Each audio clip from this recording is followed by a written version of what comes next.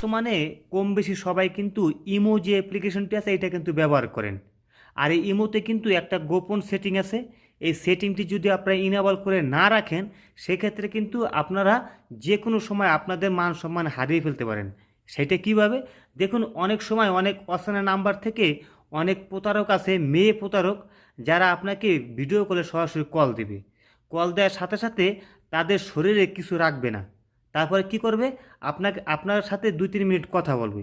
কথা বলার সময় আপনার ফোনে যে স্ক্রিন রেকর্ড আছে, মানে কথা বলার সময় তার ফোনে স্ক্রিন রেকর্ড করে তার ভিডিওটা রেখে দিবে। তাতে পরবর্তীতে আবার কি করবে? আপনার নাম্বারে সেই স্ক্রিন রেকর্ডটা পাঠিয়ে তারপরে আপনাকে ব্ল্যাকমেল করবে। যেমন বলবে যে যদি আপনি আমাকে টাকা না দেন তাহলে কিন্তু এই ভিডিও সোশ্যাল মিডিয়ায় ছড়িয়ে দেব। অবশ্যই কিন্তু একটা সেটিং এখন ইনেবল করবেন। এই সেটিংটি কি, চলুন দেখিয়ে দিই। ভাই, এর জন্য আপনারা প্রথমে আপনাদের মোবাইলে থাকা ইমো যে অ্যাপ্লিকেশনটি আছে এইটা ওপেন করবেন, ভালো করে খেয়াল করবেন।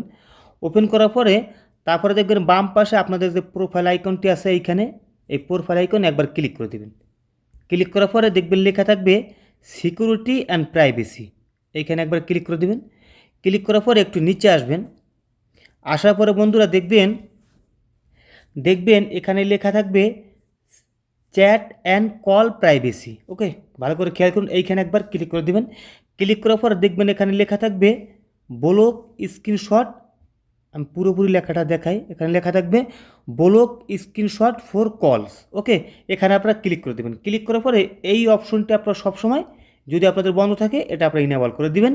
এতে করে ভিডিও কল দেওয়ার সময় যদি কেউ ভিডিও কল দেয়, তারপরে কিন্তু আপনার সেই কলটি থাকা অবস্থায় মানে স্ক্রিনশট নিতে পারবে না, এমনকি ভিডিও কলও নিতে পারবে না। ঠিক আছে, খুব সুন্দর একটা সেটিং, এটা অবশ্যই আপনারা ইনেবল করে রাখবেন।